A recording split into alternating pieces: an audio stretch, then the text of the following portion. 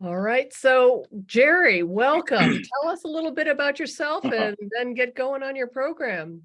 Hi, everybody. It's good to be here. Hope everybody has enjoyed their summer. I was at the beach yesterday, so I'm getting right back into Attorney General mode here. You can imagine 24 hours ago, you're at the beach jumping in the water and just having fun. 24 hours later, okay, you got to go back into mode. But folks, it's always a pleasure to work with communities and work with different organizations that are out here and bring our office out to these communities.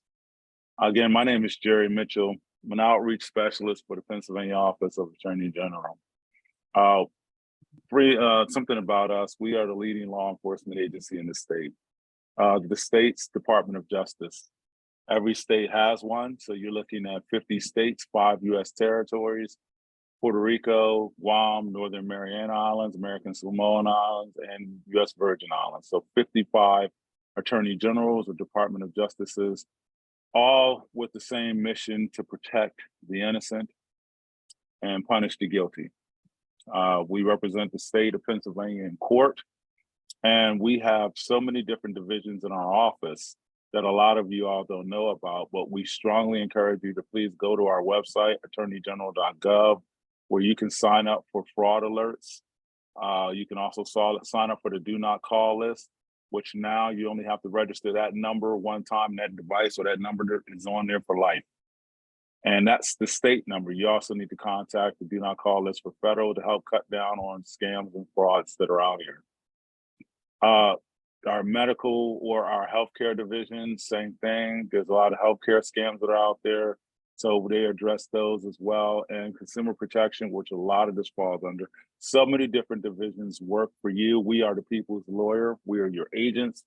We are your investigators, your specialists, and that's your attorney general. Please, we just encourage all of you to go out here and contact our office if something happens in your life and you feel as if, hey, I need representation. Scams and frauds out here, and especially in terms of identity theft, the marriage between the two. We're going to talk this afternoon about how to reduce our risk. At this point of it all, I don't say prevention anymore, because there's a good chance it's going to happen to all of us. It's happened to me, or there's going to be some sort of a theft or an occurrence, I should say. And again, what I do is talk about how to reduce our risk and recovery. If something happens, who do you contact? Who should be involved in this? And we live in a world where so many things are moving, and I get it. A lot of you out here, this world you were not born in. The world you come from in the era of Eisenhower and Jack Kennedy, my favorite, Harry S. Truman, an era and a generation where, a handshake and somebody's word meant something. A lot more than it does now. And the digital world didn't really exist. If you did business with someone, it was cash or check. Within the last 25 years, and especially the last 10 to 15 years, the world went and got itself in a great big hurry, and mobile technology became the front runner platform out here that everybody's using now.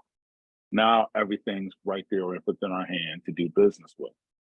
Unfortunately, with a lot of this technology out here, a lot of folks out there are taking this, a lot of bad individuals out there, men and women, younger and older, are taking this technology and they're using it as a weapon or as a tool to commit crimes. So that's what we're going to address today. Some of these crimes that are out here and basically how to be safe when it comes to them. This world that we see right now, there is so much out here, and how we are all connected, and our devices let us know so much about so many different things. And unfortunately, it also lets bad actors or criminals know a lot of things about us too. The monitoring that goes on, the what are those called? The location services that are on devices, where we've been, what we have interacted with on the internet, applications, you name it, where we logged on. that stuff can all be, accessed and tracked now. Okay. And in a world where, oh, by the way, I just want to point something out. In the lower right corner, right, or I'm sorry, the lower left corner right here, you should see a QR code. That is my business card. Okay. So the way it works is you would take your phone and you would turn on your camera, okay, and you would point your camera at it and get up close to it, and you're going to see like a little yellow tag appear on your screen. You would tap on that yellow tag, and next thing you know, you should see my big old mug pop up. After that happens, all you have to do then is simply hit add to contacts down at the bottom, and it'll probably ask you to add to contacts again. So pretty much a follow through. You don't have to, if you want to give me your information or your number too, you can exchange it and I'll have that. But that's the way it works now. Welcome to the world. Give it a few minutes and it'll load up into your phone. And that is the world of digital business cards now. So I don't necessarily have to, you don't need a paper one. You don't have to lose it because it's in your phone. But, and again, just going back to our screen here, this is the world that we have created, a world where satellites there. And by the way, I don't know if a lot of people realize this. There's over 19,000, over 20,000 satellites orbiting the Earth now. Everybody's got a satellite up there. And these satellites up there, that's the reason why we get up-to-date, up-to-minute information on our phones, how our cars are connected, even our refrigerators. I know people with refrigerators that got screens on them. So everything's connected, watches, you name it. But with so much technology up there, again, just talking about identity theft and how it plays out in this world, and scams and fraud. Identity theft occurs when an unauthorized party uses their personal information, such as their name, such as address, social security number, and so forth, as you see on the screen, to commit fraud or other criminal acts in a person's name. They take our good name, our image, just our essence and our profile, I should say, and they take that to commit fraud with it. They pretend to be us, or they sell it to someone else through a black market or a gray market. And they commit criminal acts with it. What a lot of people don't understand or know about identity theft, there's multiple tiers to identity theft. Identity theft is not just one blanket scenario. There's different scenarios to it. Financial identity theft, which is the most common, you use another person's information to commit financial fraud, for gain of something. And then there's tax identity theft. Folks, understand tax season is always in effect. Tax season is always in effect, and people are always trying to utilize or get someone else's information to either commit fraud in someone's name for tax purposes or get a refund. Medical identity theft uses personal information to receive medical care or get pills in someone's name or get a device in someone's name. Folks, unfortunately, there are people who are law-abiding citizens who commit medical identity theft. Someone they know that gets hurt, someone they know needs to run to the hospital real quick, and they may get, here, just use my card or something like that, because they mean well. But unfortunately, if you let someone else use your personal information, it's gonna be identity theft. It's a crime. And again, here with medical identity theft, fraudsters are definitely in the field or definitely in demand to commit this as well. A few more here: employment identity theft. They use information to get a job, pass a background check, or gain access to a particular location. Whether it's a building or whether it is a room, it is identity theft. If I used one of my coworkers' identity cards, and we all have our own identity cards to get around the building. If I use one of my coworkers' identity cards to gain access to a particular room, hey, let me use your card. And I used it to gain access without their permission. If they say, hey, and I say, hey, I got to get in there, I left mine down the card, they're like, oh yeah, here you go. That's one thing. But if I do it without their knowledge, okay, I just take their card and I just use it, I'm swiping it, going all around the building, that's going to be identity theft and then employment identity theft. Child identity theft. So many youngsters do not realize their information has been swiped from a hospital until they are like 16. And next thing you know, they go get a job or go to get credit or do something. And next thing you know, or fill out loans, start looking at colleges, and sorry, their credit is wrecked because someone has already committed identity theft in their name, and the bills to that have been going to a PO box. Senior identity theft. Our 55 and over community may be more particularly vulnerable to identity theft because they may be more trusting, less able to recognize a scam. Our seniors out there, again, this is not the world you come from, and there's a lot of elements of this stuff that could happen that kind of like, oh, I didn't know, that could happen. And unfortunately, that's what happens with that. It's just based on a lack of knowledge of the world that we're in right now, because we're in such a high-speed, fast-paced world in the digital world that we're in right now. 3 more: estate identity theft. They use the person's information and personal information about a deceased person to steal money or open an account. My friend Calvin died 4 years ago. I met Calvin when we were 11 years old, just 2 kids running around the neighborhood, and we graduated high school together, college, bought our houses around the same time, just went through the hills and valleys of life together, and Calvin died way too soon. People were calling his office, pretending to be his family members, trying to gain access to personnel information about Calvin.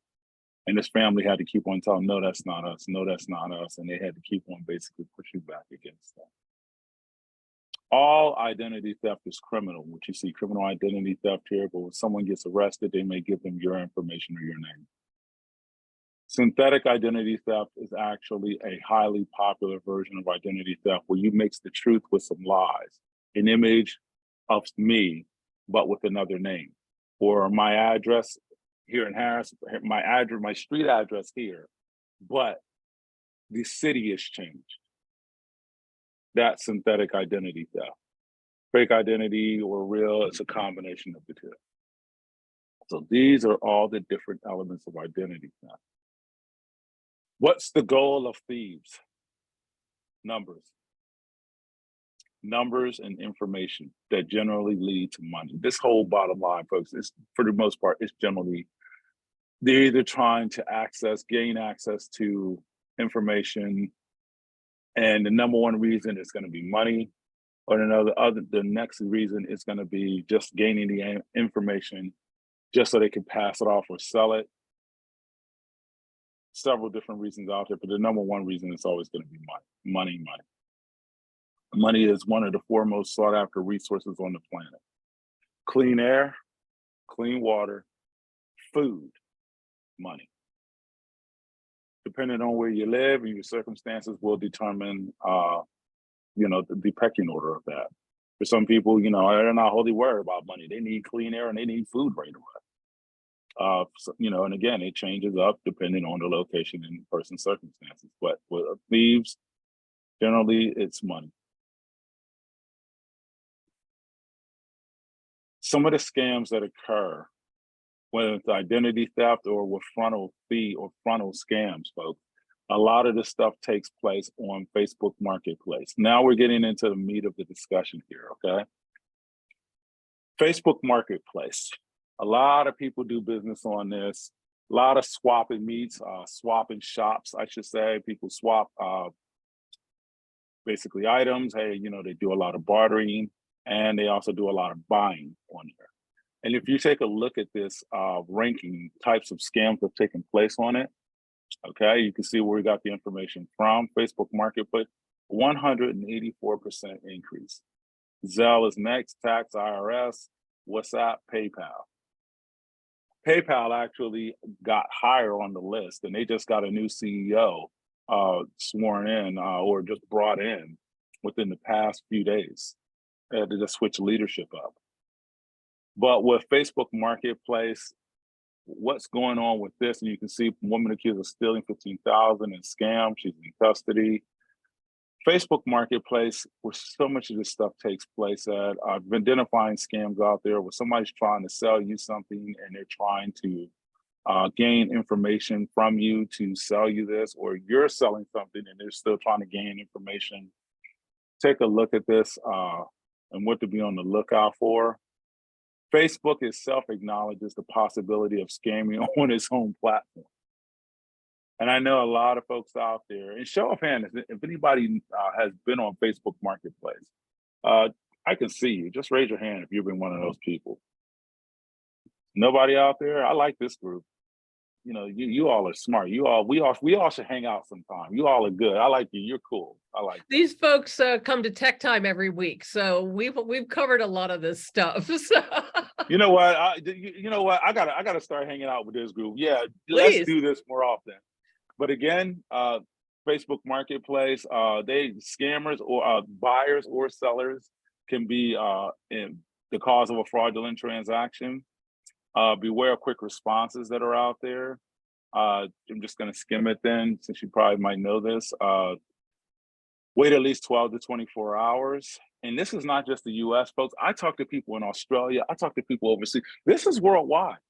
This is not just, please don't think this is just a local Harrisburg, Dauphin County, or Cumberland County, you know, Lancaster County, everything. This is worldwide, okay? And also potential buyers who push for personal information. If somebody is trying to, you know, you're trying to do business in your messaging, we strongly advise you to keep it at the messaging level. Hey, listen, shoot me a text. Now, if you shoot them a text, they have your phone number.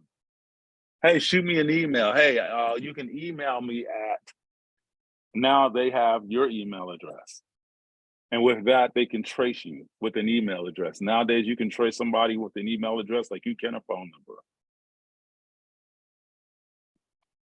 And some of the things also to look out for: send the item before payment is received. Prospective buyer might produce a fraudulent receipt claiming a payment has been made and ask for the merchandise to be sent right away. Conversely, a legit seller won't ask a buyer to pay in advance. If a deal sounds too good to be true, somebody is selling a 1985 Stingray Corvette, like from Miami Vice. And they're selling that thing, and they're talking about it's in perfect condition. It's in mint condition. It is cream of the crop. $4,000. Does that sound legit? You know, I used to watch Miami Vice when I was a kid in the 80s. I can tell you right now, you're not buying a Stingray for $4,000 in mint condition. Absolutely not. So again, if it sounds too good to be true, just wait a minute. You know, ask all the right questions. If somebody's out there selling something and it's legit, they won't have a problem in answering those questions. A fraudulent person, on the other hand, they're going to start to get angry after a while. Well, you're asking too many, or they just won't get back to you. And there's always the immediate interest. A buyer wants to send you a text to arrange an immediate pickup item. And again, that's an attempt to get your phone number, which at that point, the scammer could quickly register for a Google Voice number, which will trigger a verification code sent to your phone. The scammer will ask you to send the code just to verify you're a real person. In reality, that code will unlock the Google Voice number, which can help the scammer to perpetuate more scams, including stealing your identity.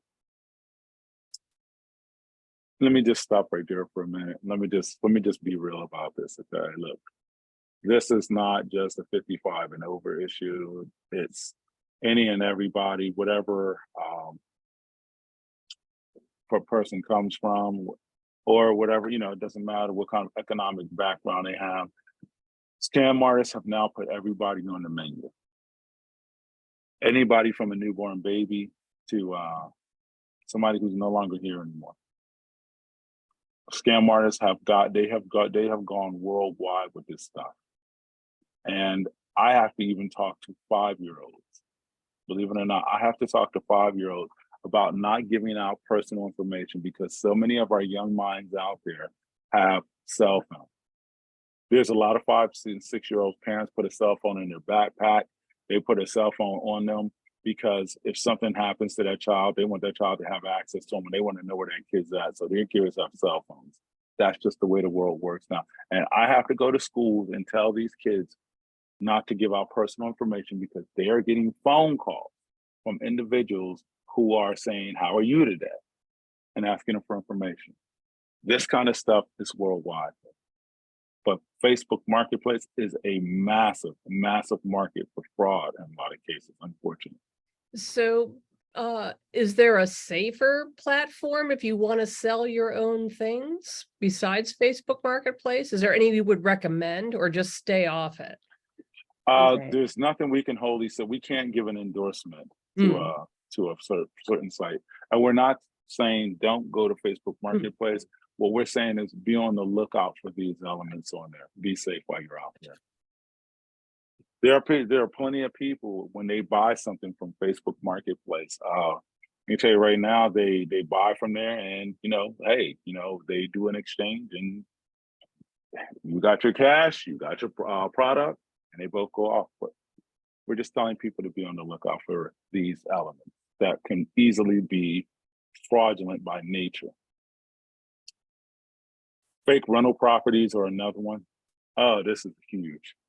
Where somebody pretends that there's this rental property or restaurant property for being restored, restoration property. And the fake rental property could be any and everywhere. Hey, listen, you pay us, you can rent this property, you can stay here, it's coastal, it's near the beach, blah, blah, blah. You get down there, the property doesn't exist, or it's actually someone's home and they're just like, hey, I don't know what you're talking about, this is my house. Restoration properties of where they're being restored. Florida is a hot spot for this. I'm not picking on Florida, but I'm being honest with you. So what happens is you will see an advertisement that says property valued at 1.2 million needs renovations. If you invest in renovations of this property, it's going to go for upwards of $8 to $12 million. So let's just say like $20,000 invested in the restoration. They're taking on investors. $20,000 in restoration, you could easily make, I don't know, $100,000, $150,000, up to $200,000 or more, because based on how much they sell it for. There are individuals who have done this and they've invested in these restoration properties. Next thing you know, before they visited the property, they did their investment and they got a receipt, they got the paperwork, everything. And then they went to go visit the property and there was nothing there. Folks, I have to look these people in the eyes.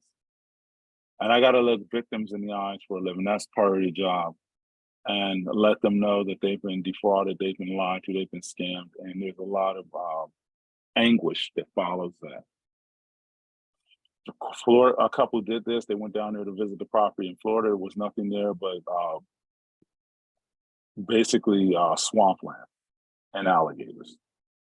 Another couple did this and they invested $11,000 property in Jersey, coastal property. They went there to visit it. There was a property there, but once again, the property was already owned by somebody. But unfortunately, this stuff happens. Overpayments. And again, say the buyer and the seller agree to a $20 sales price, but the buyer pays $50, tells the seller it was an error and asks for $30 back. That isn't a problem until the bank catches up with you. The card that the seller used to pay you could have been stolen, or a check was counterfeit. And in a lot of cases, and especially when it comes to the 55 and older community, checks are something they are comfortable with. They dealt with the bulk of their life. I tell you right now, you're out of the payment plus the overpayment. That happened to a lady here in Harrisburg, and that happened in 2017 or 2018. Every now and then I still get a phone call from her. She's still hopping mad about it. And the bank, even after the bank gave her money back, because again, that was for $993. And basically she was on the hook for it, but the bank realized it was fraud and they gave her money back. She's still angry about it. And I don't blame her. She still feels hurt and embarrassed. And that's where a lot of that comes from. I was taken advantage of, and she is still angry. It was traced to Utah and to a house where there was nothing there but telephones and a few computers. So this did get traced, and there was an investigation. But that loss, $993, let's say that's $993 million, just under $1 billion. That's a real number, and actually that number is extremely low. $993 million, which is a train load of money, it's still very low because unfortunately this kind of frauds, they run into the tens of billions of dollars now. So again, we are encouraging the public to be on the lookout for a lot of this fraud, and some of it can take place on Facebook Marketplace. Scam artists will target any and everyone. Take a look at this couple right here, Ed and Jocelyn. Kind of look like Brad and Angelina before the divorce. Young in love, like going for walks on the beach, whining and dining all night. Who doesn't love to do that? This is great stuff to do. You know, this is called living. Who wouldn't want to do this? And they're not worried about identity theft because again, they are the thieves. I just showed you, in one sense, what they look like. Now you take a look at that. That is a beauty. That's picturesque right there. Young love, you know, that's just picturesque, or just love, period. And you go from that to this. These are folks who are quote unquote local in the state of PA, the Ken and Barbie of identity thieves. And again, folks, I'm going to say some things throughout this presentation that might sting a little. Unfortunately, a lot of the identity thieves and theft that goes on can be perpetrated by people who we know. In a lot of cases, it will be perpetrated by someone we know. Friend, family member, fringe person, someone who works behind the counter at the bank, or someone who works in a doctor's office. Unfortunately, it can be somebody who we interact with and know. These two targeted people who they know. I'm gonna say, I might butcher it a little bit, the Bala Kenwin area outside of Philadelphia. You know what I'm talking about? There's a cheesesteak place out there that is to die for. I know that place well, but anyway, that area is pretty ritzy. And I've been there, I've been through there a bunch of times. I mean, you're talking about multi-million-dollar homes, million-dollar townhouses that are out there. It's a very, very well-to-do neck of the woods, and that's where their friends were, and those are the people whose houses they went over to watch a Flyers game, to watch a Phillies game, talk business, just hang out. And while they were there, take a look around at this, take a look around at that, and goods and services, they stole $116,000. She could have cared less, went to court, blah, blah, blah, whatever, who cares, who gives them, you know what? Next thing you know, she got 5 years. He was remorseful, made arrangements to pay restitution. He got 4 years. She got out of jail. She went right back getting into trouble, went out to New Mexico, went right back to jail. So again, just reminding folks, who are the thieves and who are the perpetrators of crimes like this? You never know. Just letting everybody know, we all have an innocent, I guess we want to just say innocent belief of what we think an identity thief is. Oh, it's probably some overseas entity or some kid in a garage in Cleveland. I'm picking on Cleveland, but I'm just saying it's probably just some knucklehead someplace.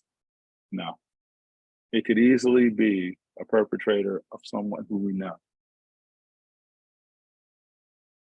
How they get our information, I'm just gonna put these up here right now. We allow ourselves to be easy targets. We leave our information out while we're in, maybe we're in a hotel or something like that. We just we're gonna use a computer real quick, or we're doing business real quick. We just leave our information out and somebody could easily walk by and they could easily swipe a document or take a picture of a document or just look at it and get information off of it. Stolen from our source of our information. This is probably one of the biggest sources of information right now. We have our phones and our devices, purses, wallets. Actually, they're going to come in second to digital information or a digital device in this day and age. Passwords, bank accounts, everything's on here. I just did business with banks this morning. I did business with 3 banks this morning all on this device right here. That's just how fast this information, how easy it can move. And we allow ourselves to fall victim to a scam. Someone comes along, they say, hey, guess what? I got this, this, and this. I got this, this, and this. And hey, I want to do this. And next thing you know, we listen to them. They're a fast talker. We were referred to us by a friend. And we haven't done due diligence and say, okay, well, let me take a look at some things. I got your information. I'm going to look over some things. Never let someone talk you into, hey, listen, we need to act right here, right now, or else you're out of it. That is a telltale sign that something, as my Australian friends say, something dodgy is about to happen. So we really want to be very careful about that. Folks, I want to talk about identity theft now with vehicles. I just got a new state car, 2023 Chevy Malibu. Things got all kinds of toys and bells and whistles in it. I'm like, oh, this is good. Things got Wi-Fi. It has got everything in it, okay? I have yet to do CarPlay. I said, nope, I'm not doing it. I don't need it. I said, nah, I don't need this stuff. And the reason why is because we have to be very careful. Once we load up our information onto a vehicle, that vehicle has, and especially with the new car and everything, that vehicle now has our personal information on it. The point I'm trying to make here is, in a lot of these vehicles, in my Chevy Malibu, it's the same way. That thing also has Wi-Fi in it. I could easily, it tells you right there on the driver's side window, the little images right there on the window, this vehicle has the capability of this, and it's very convenient for us. But at the same time, the information that's out there, we have to be careful. Once we access that stuff, our information is now loaded up on there. We have to be careful and ask ourselves, do we want to use this, or how far does this stuff go out? Who else can access this? Who could hack our vehicle? Do I need to hack your phone? I'm a bad actor. Do I need to really hack your phone? Or can I hack something that's out here in the parking lot? When you get out of the vehicle at Kohl's, Target, Walmart, wherever you go, you walk away from your vehicle, what's the next thing you're thinking about? Going to your destination. If any of you out there are going to the beach, when you park in that parking lot, good, I've made it. I found a miracle spot at this beach, a parking spot. Oh my goodness, beaches are so crowded like yesterday. Okay, great. What's the first thing I'm thinking about once I found that parking spot? Can't wait to get to the beach, get me an umbrella, and get to a place that I'm not thinking about my car anymore. But maybe somebody else is. Maybe they're riding through the parking lot with a network sniffer, and they're looking to see how, if your Wi-Fi in that vehicle is still active. You just left the vehicle, it's still going to be active for how many minutes after you just left it? Hey, listen, can I access their Wi-Fi and do what with it? That's what we have to be on the lookout for. So what do we do about this? Contact our manufacturers, our car dealerships. Have you seen the new Hyundais and the new Kias? Those things are incredible, man. The technology, they are incredible artifacts.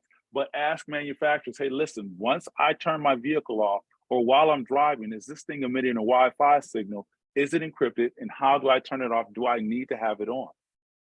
We need to contact our dealerships and our manufacturers and learn about these vehicles and learn about the emission, the network emission in these vehicles. And do we need to have them turned on or kept on? Too many people don't do that. Too many people are finding their vehicles or their personal information hacked. And the first thing they're saying is, how in blue blazes does it happen? Folks, our vehicles are our most exposed element now out there. Why? It sits outside our house. It sits outside our job. It sits outside the grocery store. It sits outside of Kohl's, Target, Walmart, the beach. It sits outside of wherever we're at. And it's emitting a signal. What don't we need turned on in that thing? Okay, let me find out what kind of emissions this thing has, electronic emissions, and have that stuff turned off. My background is computer technology, so this is right up my alley. And car rentals. Let's talk about car rentals, folks.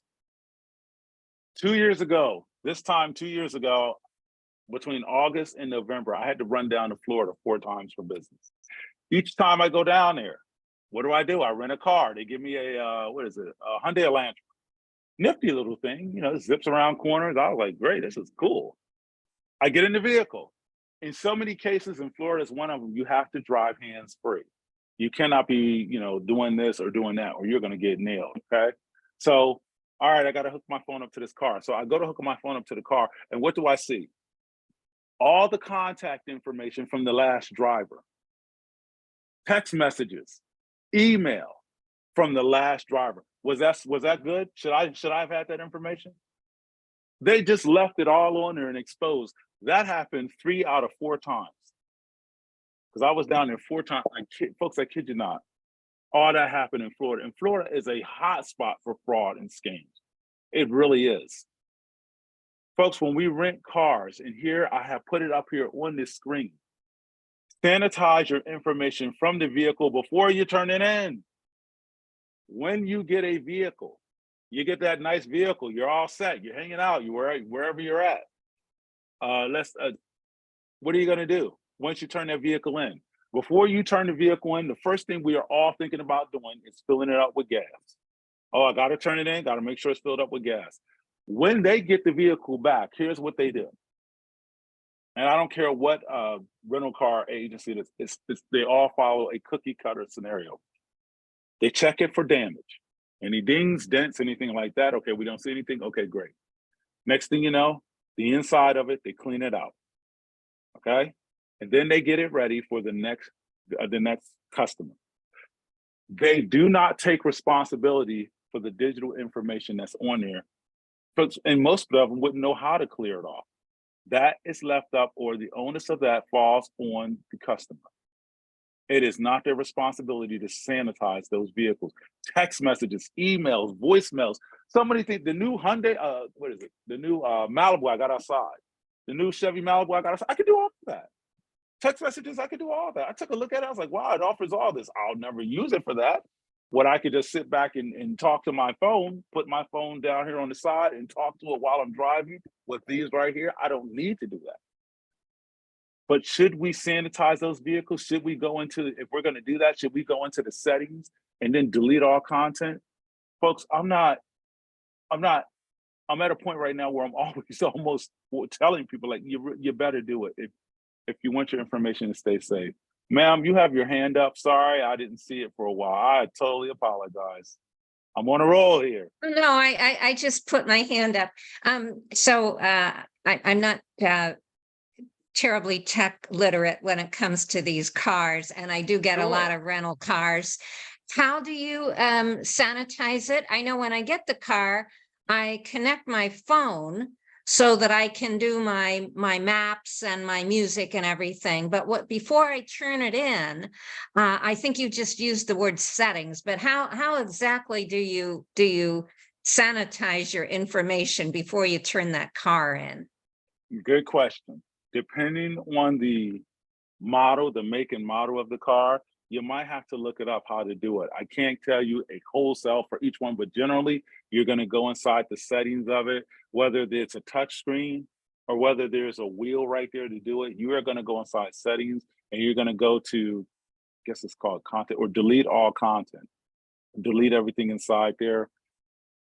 I'll give you a fast way to do it. If you don't know how to do it and it's a vehicle, okay, whether it's, I don't care whatever vehicle it is.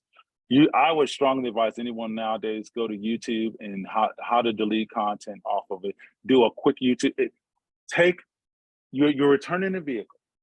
You got an hour or two before you turn it in, just to go to YouTube, how to delete information off of this vehicle, whichever one it is. Take the 3 minutes to do that. 3 minutes.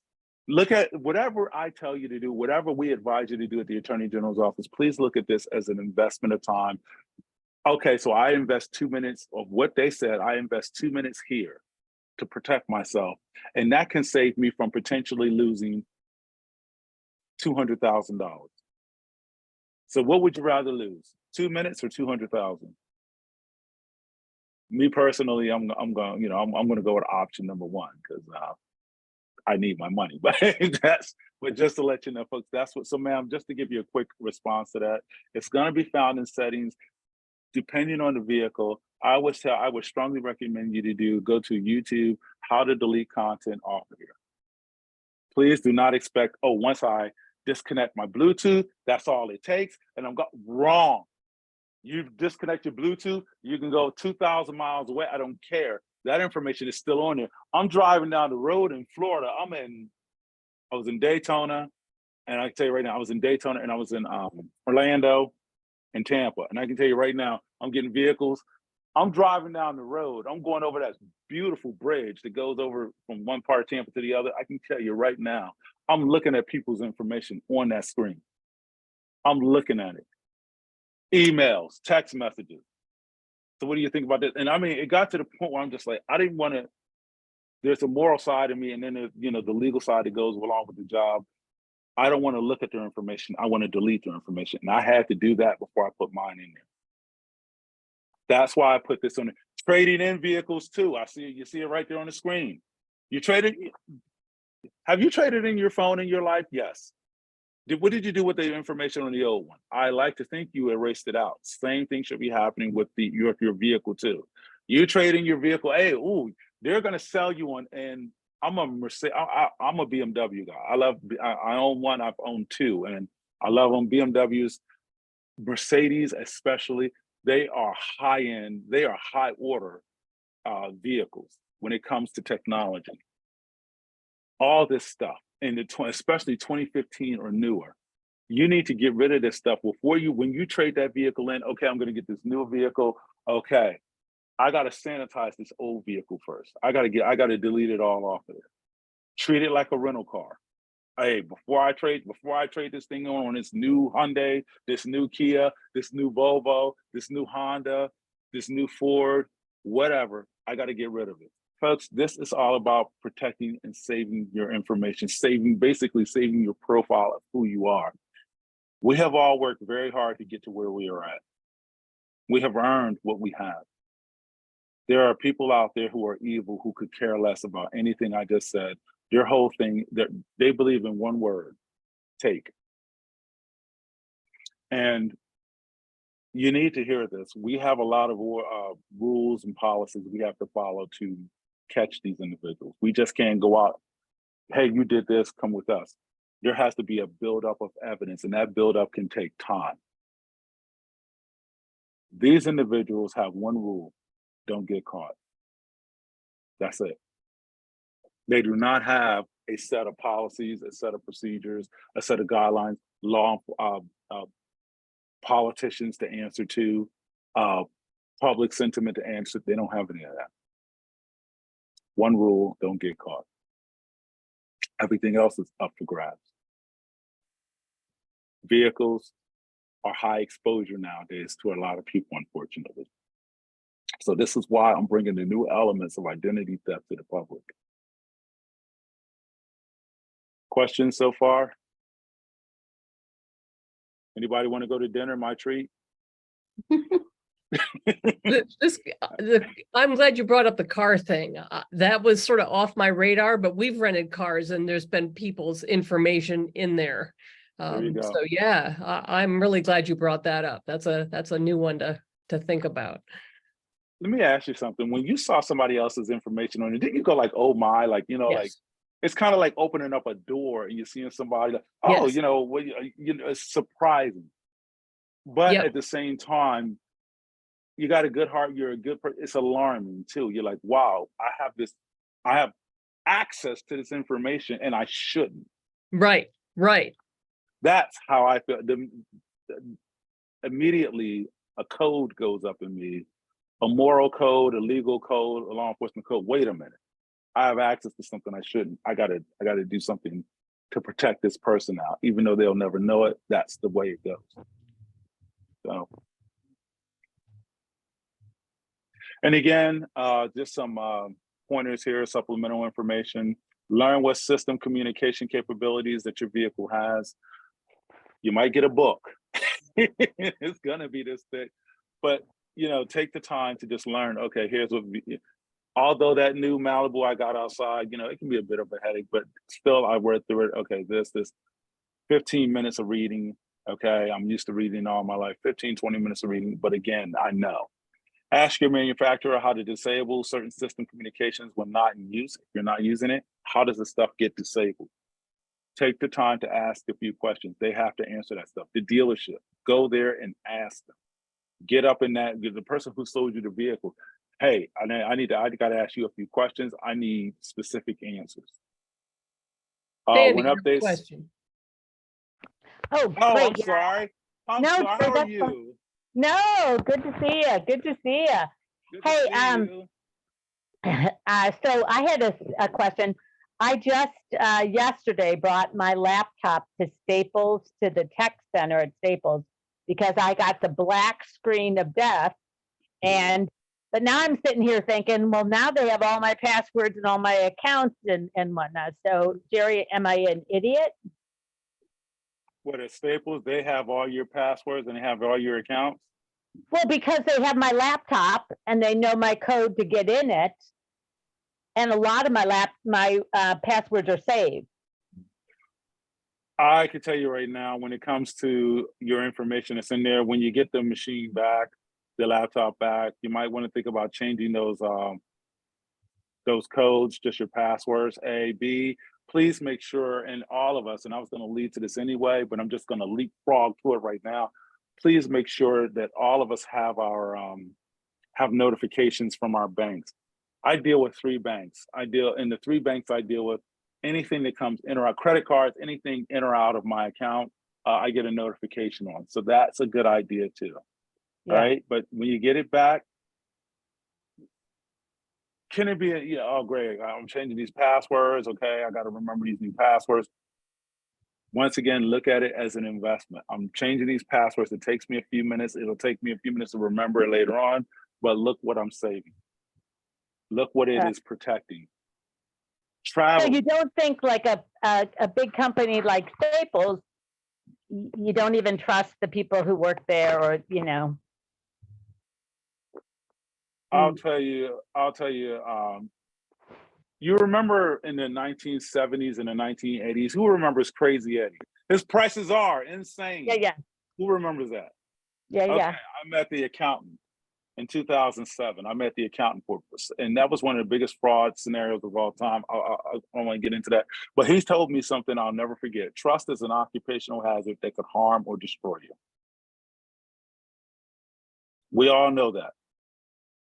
At this stage of the game for all of us, and I'm over 52, we all know that.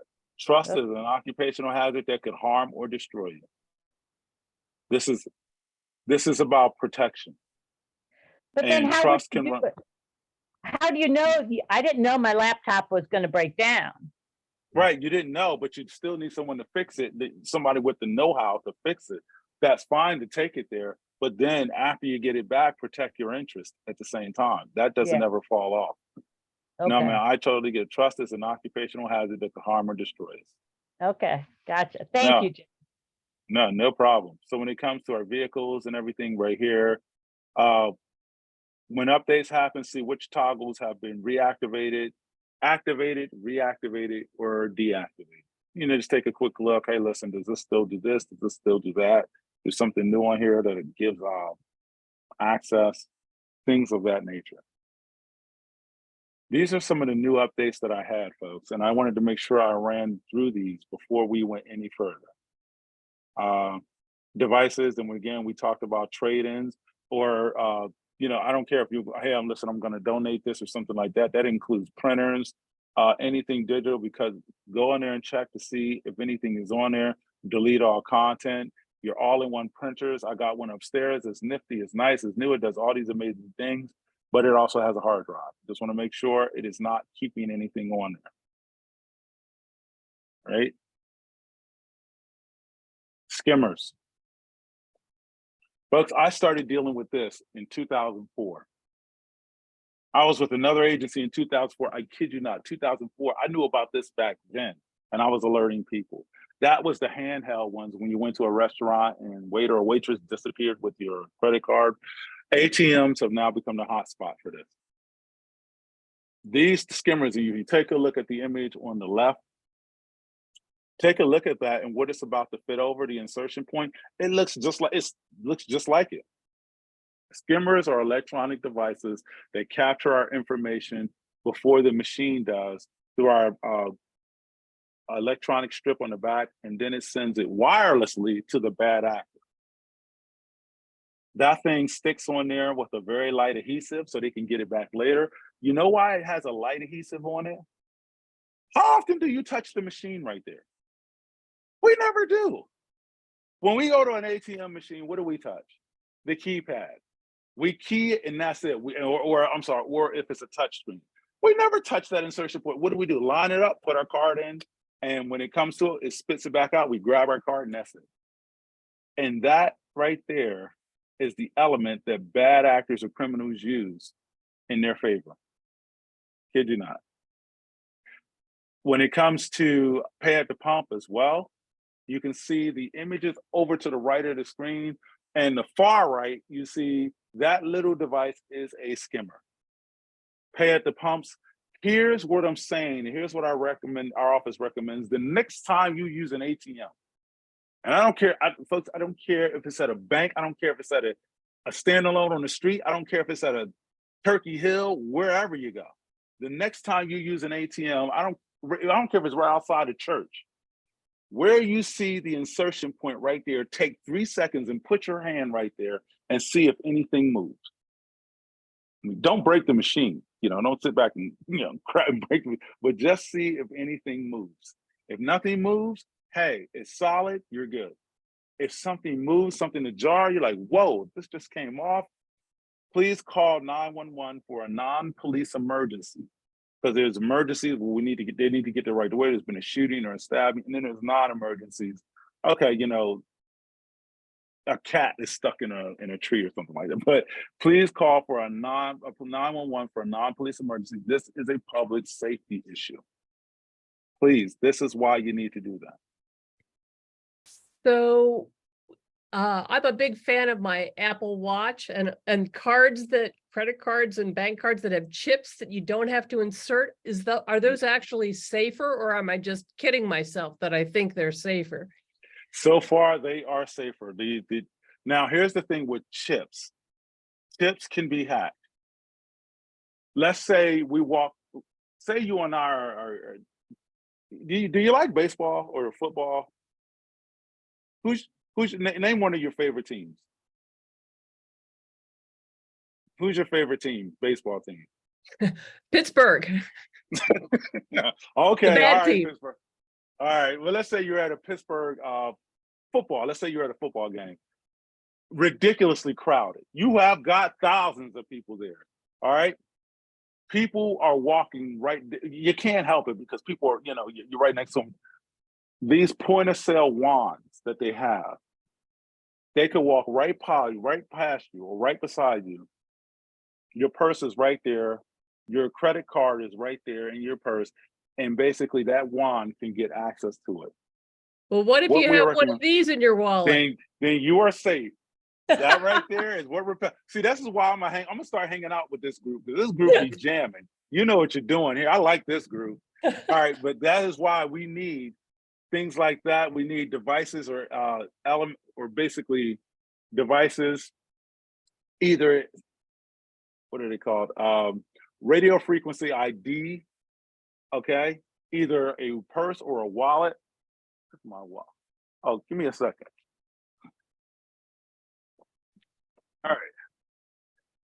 All right, so 2 years ago, I had I had one of those George Costanza wallets. It's those big brick wallets. I shouldn't tell, but it's the truth. And then I had to go out, so now I got this real skinny wallet.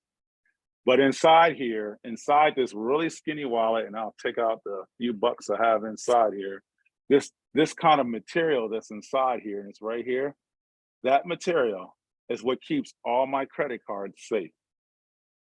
Purses and wallets, radio frequency ID wallets and purses are available now. That technology has now become mainstream. Kohl's, Target, you can buy it online. You can buy it wherever you want. The sleeves for credit cards, you can get those from AARP. You can get those from AAA. I'm going on vacation in 3 weeks, and I'm heading to Cabo. And I can tell you right now, yes, something else I got to mention, but this right here is going to protect my credit cards from being skimmed. Also, when I'm traveling, I strongly recommend everybody out there bank notifications. Let the banks know where you, especially if you're going out of the country. So I got to let the 3 banks that usually I use credit cards, and when I use my credit card, this is where I'm going, this is when I'm leaving, this is when I'm returning. I let them all know. That is called travel notifications. Please let your banks know, especially if you're traveling out of the country. Look, if you're going to Florida, no big deal. But if you're going to Toronto, Canada, out of the country, yeah.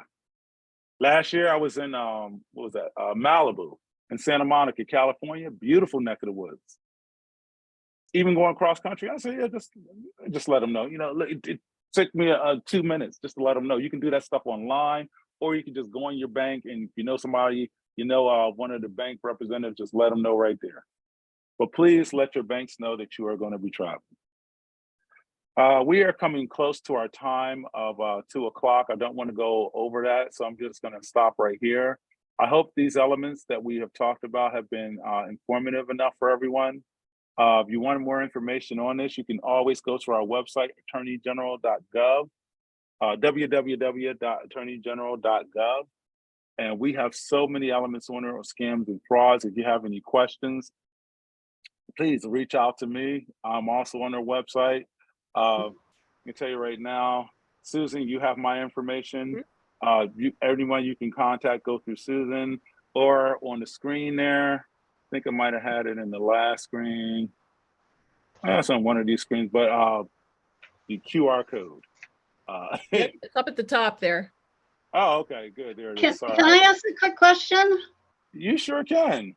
Okay, I have a long-term care policy that I got a notice from that they use a company for their requirements for things, whatever. They had a breach, and now they're saying I can opt into another identity, whatever company that would, help me monitor my breach.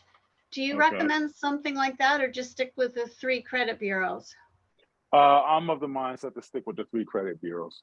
Whatever third party or fourth party company or element that you're using, whether they have a federal or government or FCC standard, I don't know. I'm going to err on the side of caution with that. Okay, that's what I was thinking, because then I'm thinking that's yet another company that has my information. Right. Yeah, and that's just not something I'm comfortable with telling anybody, giving somebody a yay to. I'm not comfortable doing. Gotcha. Thank you. No, you're very welcome. Any other questions before we wrap up here? Well, Jerry, thank you for your time. You're welcome to join us. We're here most Mondays at 1 o'clock. Glad to have you back anytime, and we'll just keep continuing the conversation. Bring your questions, and yeah, just try to stay safe out there. There's a lot of bad actors, as you say. So there are, and folks, I would wholeheartedly love to come back. After I get back from vacation. Sure, yeah, we'll give you a couple months. Thank you, and come back. But I want to come back before the holiday season kicks in and talk about holiday scams. So Susan, if we can set something up like before the 3rd week of November, I want to come back and talk before that to talk about what to be on the lookout for, because again, things get ratcheted up around the holiday season. Okay, let's see if we can get something like mid-October. I'll make a note to reach out. So thank you. You got a deal. Fantastic. Thanks, everybody. Thanks, everybody. Have a great day. Super job, Jerry. Yep, we'll see you next time.